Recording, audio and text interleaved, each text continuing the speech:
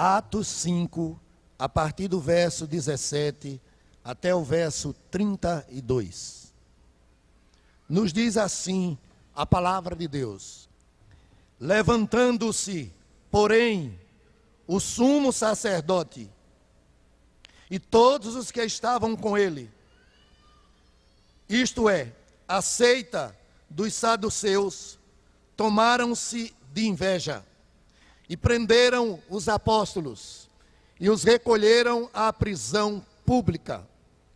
Mas, de noite, um anjo do Senhor abriu as portas do cárcere e, conduzindo-os para fora, lhes disse: ide e apresentai-vos no templo. Dizei ao povo todas as palavras desta vida.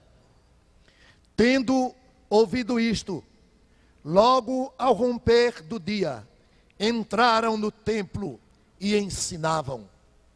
Chegando, porém, o sumo sacerdote e os que com ele estavam, convocaram o sinédrio e todo o senado dos filhos de Israel e mandaram buscá-los no cárcere. Mas os guardas, indo, não os acharam no cárcere. E tendo voltado, relataram, dizendo: achamos o cárcere fechado, com toda a segurança, e as sentinelas nos seus postos, junto às portas, mas abrindo-as, a ninguém encontramos dentro. Quando o capitão do templo e os principais sacerdotes ouviram estas informações, ficaram perplexos a respeito deles e do que viria a ser isto. Neste interim, alguém chegou e lhes comunicou: eis que os homens que recolhestes do cárcere estão no templo ensinando o povo. Nisto, indo o capitão e os guardas, os trouxeram sem violência, porque temiam ser apedrejados pelo povo. Trouxeram-nos, apresentando-os ao sinédrio, e o sumo sacerdote interrogou, dizendo: expressamente vos ordenamos que não ensinasses nesse nome. Contudo, encheste Jerusalém de vossa doutrina e quereis lançar sobre nós o sangue desse homem. Então Pedro e os demais apóstolos afirmaram: antes importa obedecer a Deus do que aos homens. O Deus de nossos pais ressuscitou a Jesus, a quem vós matastes, pendurando-o no madeiro. Deus, porém, com a sua destra, o exaltou a príncipe e salvador, a fim de conceder a Israel arrependimento e a remissão de pecados. Ora, nós somos testemunhas destes fatos, e bem assim o Espírito Santo, que Deus outorgou aos que lhe obedecem. Nós estamos voltando nessa noite, meus irmãos, a essa fantástica história da Igreja de Cristo. Nós começamos isso meses atrás, desde o capítulo 2, e chegamos até o capítulo 5, verso 16. Nós contemplamos o crescimento da igreja no livro de Atos, o seu princípio e o seu crescimento. O Senhor Jesus Cristo tinha dito lá no Evangelho de Mateus, está registrado, quando ele declara: edificarei a minha igreja, instituirei a minha igreja, formarei a minha igreja, chamarei vidas das trevas para a luz. Isso é, a igreja de Cristo, ela é composta de pecadores arrependidos, convertidos ao Senhor Jesus. nascidos de novo. Quando Cristo disse, edificarei a minha igreja, ele estava se referindo a formar um povo, uma família de pecadores arrependidos, convertidos a ele. Então, ele morreu na cruz, para com o seu sangue comprar esses pecadores de todas as tribos, línguas, povos, raças e nações. Ele morreu e ao terceiro dia ressuscitou. E durante o período que ele esteve aqui após a sua ressurreição, ele deixou claro aos seus discípulos a missão de edificar a igreja através da pregação da palavra, fazendo discípulos de todas as nações. Ele deixou claro a sua ordenança: ide por todo o mundo e pregai o evangelho a toda criatura. Ide por todo o mundo e fazei discípulos de todas as nações. E no capítulo 1 desse mesmo livro de Atos, no versículo 8, ele faz uma declaração tremenda: recebereis poder ao descer sobre vós o Espírito Santo, e ser-me-eis testemunha, tanto em Jerusalém, como toda a Judeia e Samaria, e até os confins da terra. Os discípulos estavam reunidos em oração, e essa promessa de Deus Pai, feita já no Antigo Testamento, quando ele declarou que derramaria o seu Espírito sobre toda a carne, Jesus se refere a ela, dizendo: não muito depois desses dias, vocês serão batizados com o Espírito Santo. E a igreja estava reunida. No capítulo 2 do livro de Atos está registrado. Você está aí com o livro de Atos, está tudo bem pertinho o que eu estou falando, você pode ir conferindo. No capítulo 2, a Bíblia diz que se cumpre o dia de Pentecoste, e a promessa feita no livro de Joel é cumprida ali. O Espírito Santo é derramado. E o apóstolo Pedro, cheio do Espírito Santo, prega o primeiro sermão. E é justamente o resultado dessa pregação, é a constituição da igreja. Ali a igreja é formada, a Bíblia diz que quase 3.000 pessoas foram impactadas com aquela mensagem que o apóstolo pregou naquela oportunidade. Diz a Bíblia que elas foram compungidas em seus corações, e tão tocadas por aquela palavra, sentiram tão profundamente a convicção de pecado em seus corações, que de uma forma quase que desesperadas, sentindo-se condenadas, o peso da condenação sobre elas, por terem rejeitado o Filho de Deus, por terem os seus corações fechados para aquele que veio para salvar. Mas naquela hora, o Espírito Santo, usando o apóstolo Pedro, poderosamente, fez com que aquela palavra tocasse os seus corações. E eles, portanto, naquele momento, sentindo-se arrependidos, entregaram-se ao Senhor Jesus. Fizeram a Pedro a seguinte pergunta: que faremos? E Pedro disse: cada um de vós se arrependam e também sejam batizados. E a palavra do Senhor nos diz que foram quase 3.000 pessoas que fizeram isso. No capítulo 3, a Bíblia registra o crescimento da igreja após uma cura extraordinária, a cura daquele aleijado que ficava na porta do templo pedindo esmolas. Aquilo causou um alvoroço tremendo.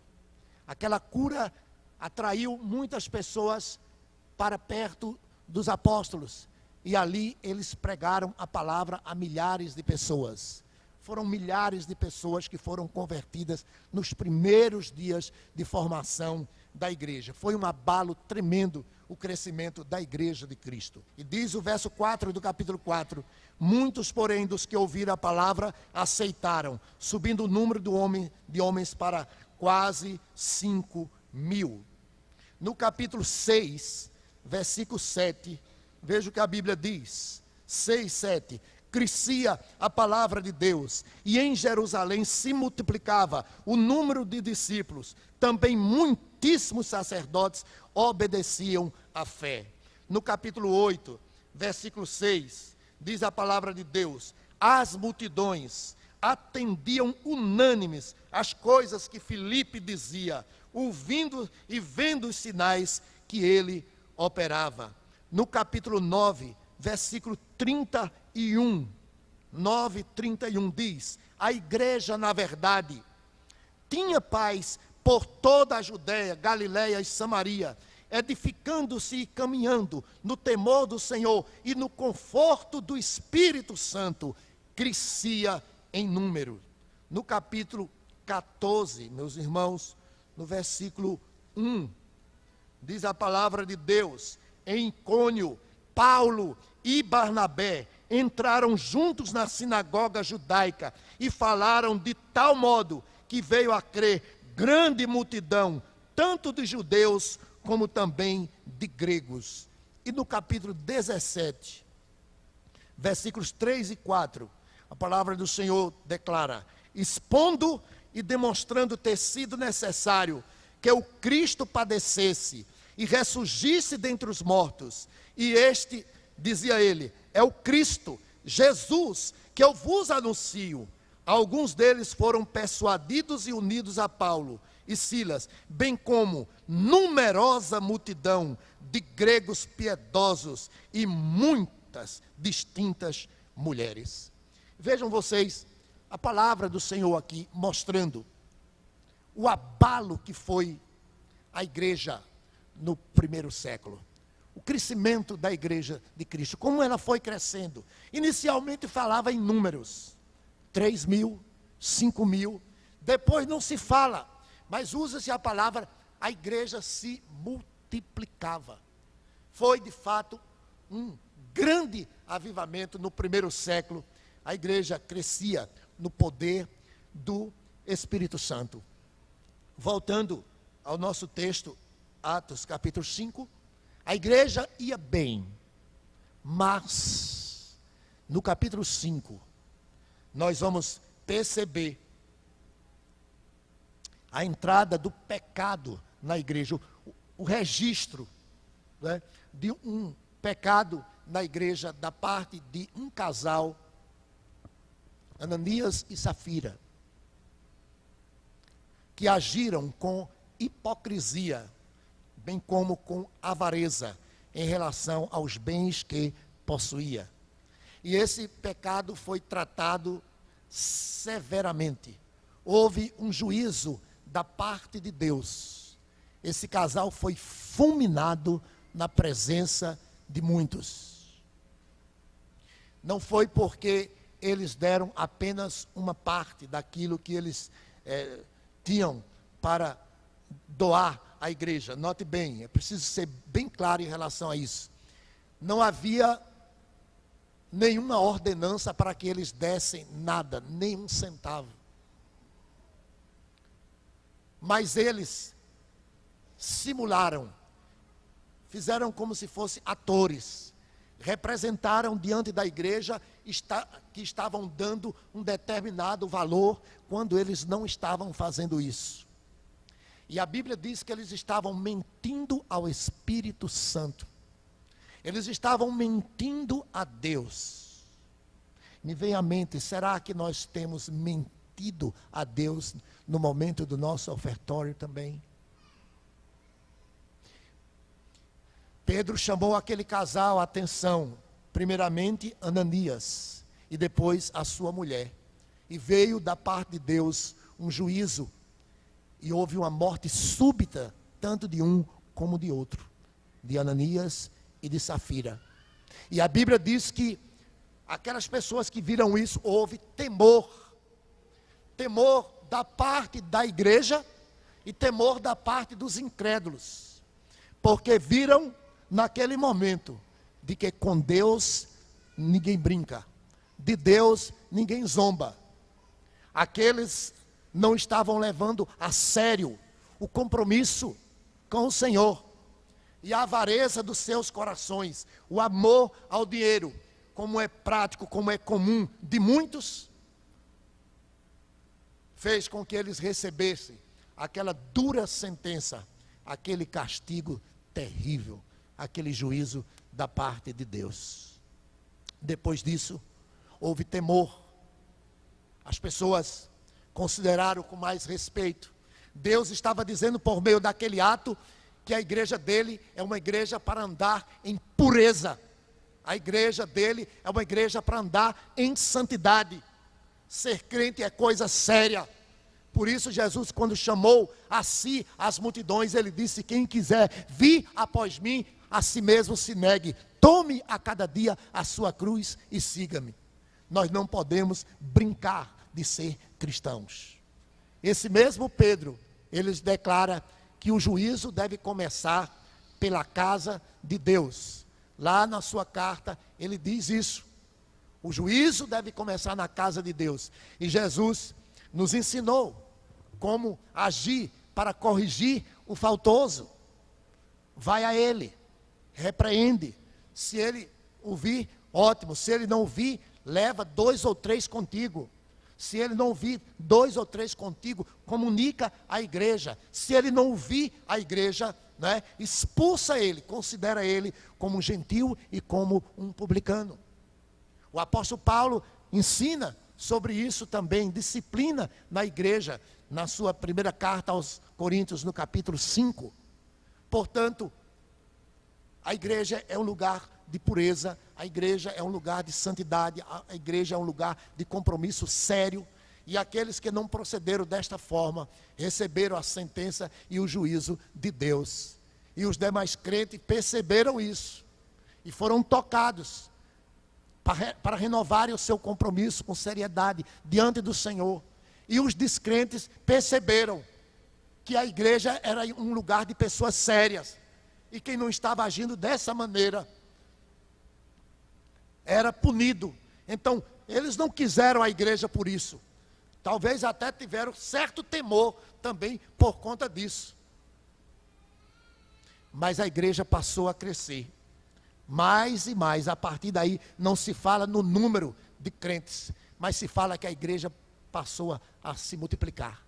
É aí que surge uma característica da igreja fiel a Cristo. Ela vai ser perseguida. Jesus deixou claro isso nas bem-aventuranças, né? Se nós nos identificarmos com aquelas características do cristão, que ele deixa claro lá nas bem-aventuranças, ele diz: olha, bem-aventurados sois vós quando vos perseguirem. Isso não é uma qualidade, isso é o resultado de uma vida genuinamente comprometida com Deus. E aqueles discípulos, eles tinham abrido mão de tudo e tinham se entregue ao Senhor. E aí se levantou uma perseguição tremenda, um ciúme exagerado da parte do clérigo, dos religiosos daquela época. Principalmente o grupo dos saduceus é destacado aí, mas o sumo sacerdote, veja o que é que diz o versículo 17. Levantando-se, porém, o sumo sacerdote e todos que estavam com ele, isto é, a seita dos saduceus, tomaram-se de inveja e prenderam os apóstolos. Após esse trato, após essa repreensão na vida da igreja, após essa correção, a Bíblia diz que houve uma manifestação tremenda do poder de Deus.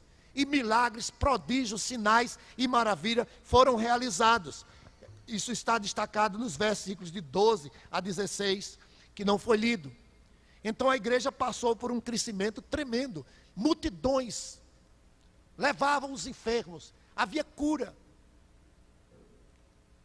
Milagres extraordinários, Deus usou aqueles apóstolos, aquilo eram sinais apostólicos, daqueles homens que foram dotados com o dom de realizar milagres. Aquilo causou um impacto na multidão, vieram ouvir a palavra e muitos foram convertidos. E aí gerou ciúme da parte dos religiosos.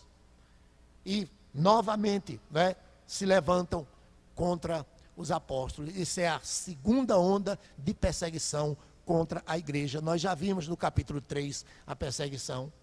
Agora, novamente aqui no capítulo 5, essa perseguição terrível contra a igreja. E diz a Bíblia que aqueles que querem servir ao Senhor, né, com fidelidade, sofrerão perseguição. E a Bíblia diz que a graça de Deus é nos concedida não apenas para a gente crer, mas também para a gente padecer. Ser perseguido por amor a Cristo é um privilégio tremendo, é um privilégio muito grande, e esses homens vivenciaram isso de uma forma tremenda. Jesus deixou claro no seu evangelho: odiaram a mim, odiarão também a vós. Então, nenhum cristão deve esperar moleza da parte do mundo, da parte das religiões principais que existem, mas, pelo contrário, deve esperar perseguição. Mas tem o livramento da parte de Deus para aqueles que sofrem por amor a Cristo. Veja o que diz o verso 19: mas, de noite, um anjo do Senhor abriu as portas do cárcere, e conduzindo-os para fora, lhes disse: ide, apresentando-vos no templo, dizei ao povo todas as palavras da vida. Tendo ouvido isto, logo ao romper do dia, entraram no templo e ensinavam. Que coisa tremenda, meus irmãos. Eu fico imaginando a situação dos saduceus, religiosos, que faziam parte do serviço do templo, mas eles se caracterizavam por não crerem na ressurreição e também não criam em anjos, os saduceus. E é justamente um anjo que Deus usa para libertar os apóstolos. Diz aí o versículo 19: mas de noite um anjo do Senhor abriu as portas do cárcere. Isso vai acontecer outra vez mais adiante com esse mesmo Pedro, lá no capítulo 12, e isso lá tem mais detalhes acerca daquela libertação. Aqui não se dá detalhes, apenas que veio um anjo do Senhor e os libertou e ordenou: vão e pregue. Olha o versículo 20, que versículo tremendo. Ide e apresentando-vos no templo, dizei ao povo as palavras desta vida. Ele recebeu esse milagre tremendo de ser liberto. O Senhor tinha salvado a Pedro, tinha enchido do Espírito Santo e agora o tinha livrado desse problema em que ele se encontrava, essa prisão. Note bem, ele não se livrou da prisão para continuar livre. Ele continuou fazendo aquilo que estava fazendo, aquilo que motivou a sua prisão. Esse anjo foi providencial da parte do Senhor, mas é preciso ser dito que nem sempre ele faz assim, nem sempre ele fez assim.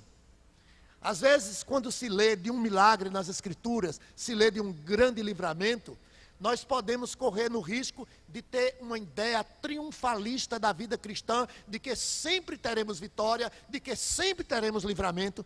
Não é bem assim. Pedro recebeu o livramento aqui, mas se você virar a página, vai ver no capítulo 7 que Estevão não recebeu nenhum anjo para livrá-lo da morte. A Bíblia diz claramente de que ele está conosco, mas muitas vezes ele é glorificado através de enfermidades, muitas vezes é glorificado também quando um dos seus parte para a eternidade. Aqui, Pedro é livre e recebe uma incumbência: vão lá no templo e fale as palavras da vida. Note aí na sua Bíblia que essa palavra vida está com V maiúsculo. Isso não é por acaso. Essa palavra vida aí está representando a pessoa de Cristo. Vão lá e preguem a Cristo. Vão lá e anunciem o Evangelho. Vão lá, e eles fizeram isso, foi amanhecer, foram ao templo, estavam lá, ensinando meus irmãos, que coisa maravilhosa, ensinando o Evangelho, ensinando a vida de Cristo. Ele disse: eu vim para que todos tenham vida. Eu sou o caminho, a verdade e a vida. Ele diz em 17:3 de João: e a vida eterna esta, é que conheçam a ti, é ao teu Filho amado, a quem tu enviaste. Que coisa gloriosa. Era essa a mensagem que eles tinham que anunciar. João, lá na sua epístola, 1 de João, capítulo 5, lá no final da Bíblia, antes de Apocalipse e Judas, você encontra 1 de João, capítulo 5, veja o que diz o versículo 20. Diz a palavra de Deus: também sabemos que o Filho de Deus é vindo e nos tem dado entendimento para reconhecermos o verdadeiro, e estamos no verdadeiro, em seu Filho Jesus Cristo. Este é o verdadeiro Deus e a vida eterna. Louvado seja o nome do Senhor. Essa foi a mensagem que Pedro pregou. Voltando a Atos, capítulo 5, foi essa a mensagem que ele anunciou, o Evangelho da vida. O Evangelho, ele é uma palavra de vida para aqueles que se arrependem e creem. Mas ele tem odor, ele tem cheiro de morte para aqueles que ficam apenas no ouvir. Aqueles que não se arrependem, aqueles que não creem. O Evangelho tem uma notícia péssima para essas pessoas. É que sobre elas permanecerá a ira de Deus. Versículo 21. Tendo ouvido isto, logo ao romper do dia, entraram no templo e ensinavam. Chegando, porém, o sumo sacerdote, veja aí, e os que com ele estavam, convocaram o sinédrio e todo o senado dos filhos de Israel, e mandaram buscá-los no cárcere.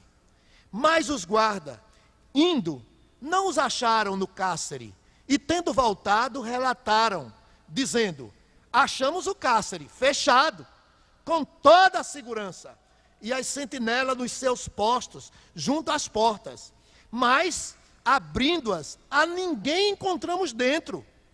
Quando o capitão do templo e os principais sacerdotes ouviram estas informações, ficaram perplexos a respeito deles e do que viria a ser isto.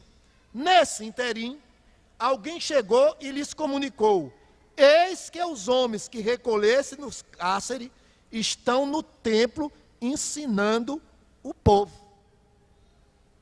Eu não consigo ler isso aqui sem rir. Você percebe o que a palavra de Deus está mostrando aqui? Eles tinham sido presos porque estavam pregando a palavra.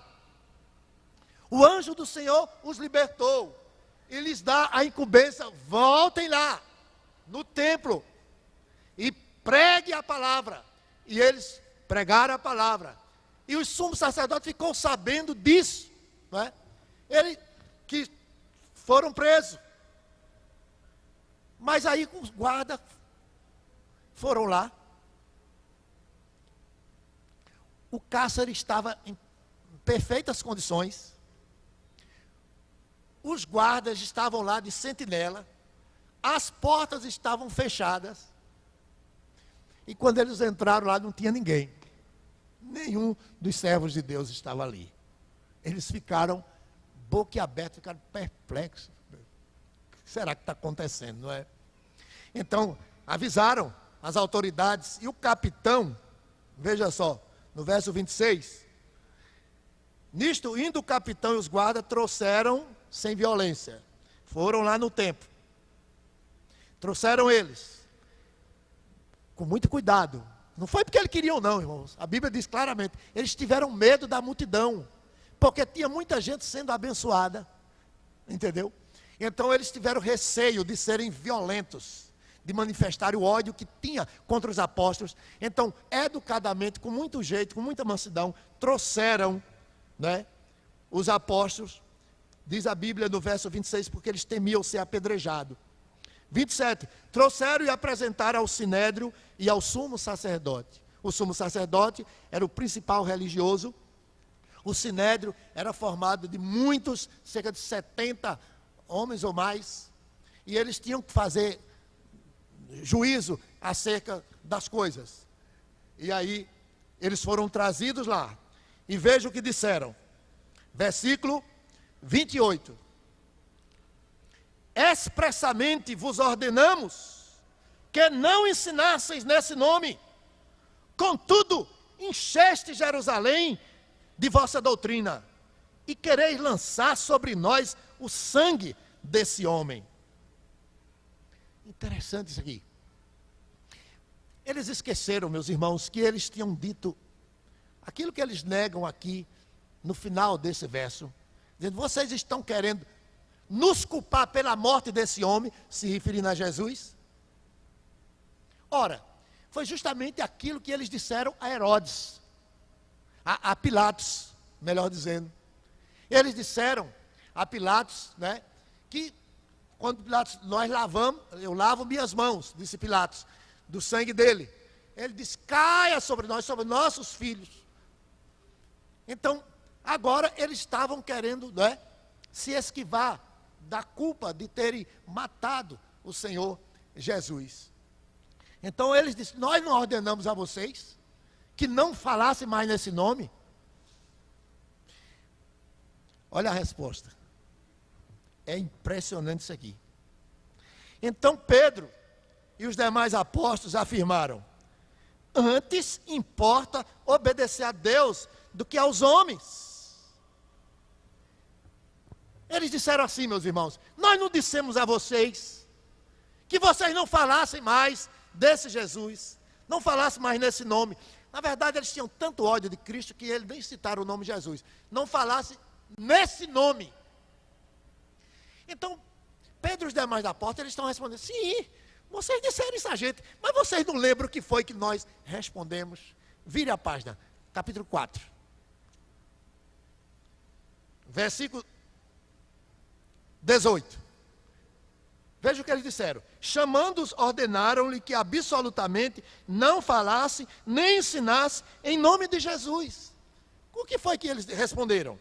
Veja aí Pedro e João: julgai se é justo diante de Deus ouvir antes a vós outros de que a Deus, pois nós não podemos deixar de falar das coisas que vimos e ouvimos. É verdade, vocês disseram que nós não falássemos mais, mas nós respondemos na hora que nós não iríamos nos calar, que importa obedecer mais a Deus do que aos homens. Eles se esqueceram disso, mas o compromisso dos apóstolos, mesmo diante da ameaça, permaneceu firme, perseverantes. Nós estamos nos últimos dias vivendo momentos difíceis em nossa nação. A palavra fala claramente da submissão que nós devemos ter à lei, à autoridade. Aqui nós temos um exemplo claro de desobediência civil. Havia uma ordenança para não pregar mais o evangelho. Na época de Daniel e seus 3 amigos, também havia um decreto ou uma lei para que ninguém adorasse ou se dirigisse ao Deus Criador dos céus e da terra. Havia uma lei para que as pessoas se prostrassem diante da estátua de Nabucodonosor. Isso era lei. A Bíblia diz que nós devemos obedecer às autoridades, honrar ao rei. Está escrito em Romanos 13, lá na 1 de Pedro também, que nós devemos obediência à nossa pátria, às nossas autoridades, aos poderes constituídos na forma da lei. Mas isso tem limite. Quando essa lei humana, quando essas autoridades humanas querem nos obrigar a fazer aquilo que vai de encontro com a palavra de Deus, nós não devemos nos submeter. Algumas leis tramitam, né, em nosso país, e muitos querem legalizar coisas que vão totalmente de encontro às Escrituras. E é nesta hora que nós temos que dizer não. E ficar com a palavra de Deus. E esperar na providência do Senhor em relação ao livramento das nossas vidas. E fazermos como fizeram Sadraque, Mesaque e Abdenego. Se o Senhor quiser nos livrar da fornalha de fogo, bem. Se não, fica sabendo, ó rei, que nós não nos dobraremos diante da tua estátua. Então, havia uma ordem para não pregar o evangelho.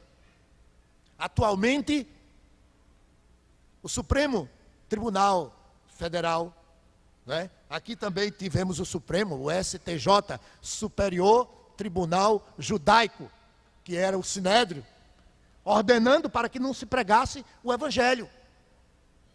De outra forma também, né, aqui no Brasil querem calar a boca da igreja. Não querem admitir que a igreja denuncie o pecado.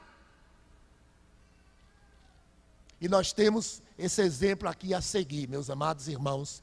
A igreja que foi desbravadora do seu tempo, a igreja que realmente cresceu de forma extraordinária, foi aquela que permaneceu fiel, mesmo diante de perseguições. Importa obedecer a Deus do que aos homens. E encerrando, veja a mensagem de Pedro, versículos 30 a 32. O Deus de nossos pais ressuscitou a Jesus, a quem vós mataste, pendurando no madeiro.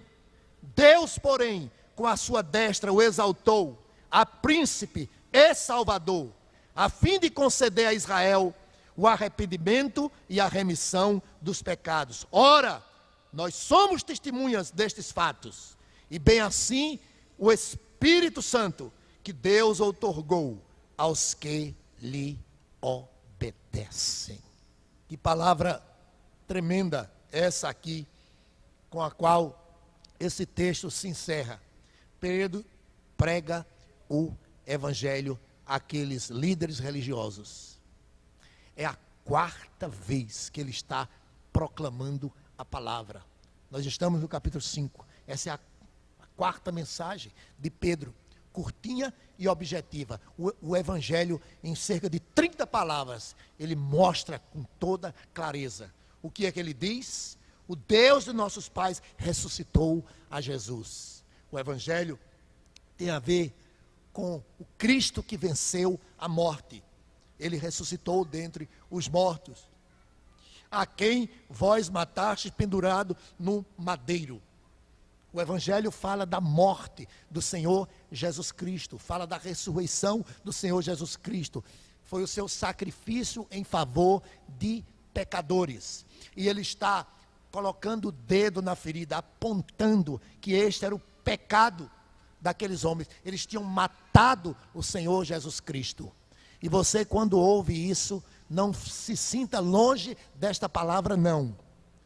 Porque quem conduziu o Senhor Jesus Cristo à cruz foram os nossos pecados.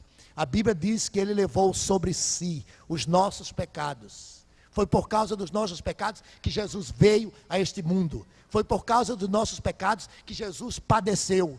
Foi por causa dos nossos pecados que ele foi crucificado. Foi por causa dos nossos pecados que ele deu a sua vida. Foi por causa dos nossos pecados que ele ressuscitou da morte. E ele está mostrando essa verdade àquelas pessoas. Você precisa reconhecer também, você que está conosco aqui nessa noite, você é um pecador, você é uma pecadora. Cristo morreu pelos pecadores, porque Deus ama pecadores. E a Bíblia diz que ele, por sua graça, concede o arrependimento. Veja aqui o que está escrito no verso 31. Deus, porém, com a sua destra o exaltou a príncipe e salvador. Jesus, que foi morto e ressuscitou, foi exaltado. Se tornou Senhor, Salvador, a fim de conceder a Israel, ou seja, a igreja, o arrependimento e a remissão de pecados. É Ele que concede arrependimento e remissão, e perdão, e livramento do pecado, e salvação. É Ele que concede, isso é dom de Deus. Arrependimento e perdão dos pecados foi a mensagem do Novo Testamento. Foi a mensagem de João Batista quando se dirigiu à multidão. Ele dizia: arrependei-vos, produzi frutos dignos de arrependimento. Essa foi a mensagem do Senhor Jesus Cristo. Arrependei-vos e crede no Evangelho. É chegado o reino de Deus. Esta foi a mensagem de Pedro, no capítulo 2, no capítulo 3, no capítulo 4, no capítulo 5. E foi sempre a mensagem de Pedro, dos demais apóstolos, de Paulo. Ele diz que o Senhor ordenou a todos os homens, em todos os lugares, que se arrependam. Pedro disse, capítulo 3, 19, arrependei-vos e convertei-vos para serem cancelados os vossos pecados. E esse arrependimento, e esse perdão, é uma graça que Deus concede para os seus escolhidos, para que eles se arrependam, para que eles se entreguem ao Senhor. Queira Deus que nessa noite, você que está ouvindo essa mensagem, possa ter o Espírito Santo dado compreensão ao seu coração, iluminado a sua mente para entender essa verdade gloriosa, o que Deus quer, através do seu Filho amado Jesus Cristo, salvar pecadores, edificar a sua igreja. A igreja começou no poder do Espírito Santo. Ela começou como resultado da pregação da palavra de Deus. Para a igreja crescer, para que vida seja salva, não é preciso de modismo algum. O instrumento que Deus usa é a pregação da sua santa palavra. Muitos ouviram, muitos foram tocados, muitos se arrependeram, muitos creram.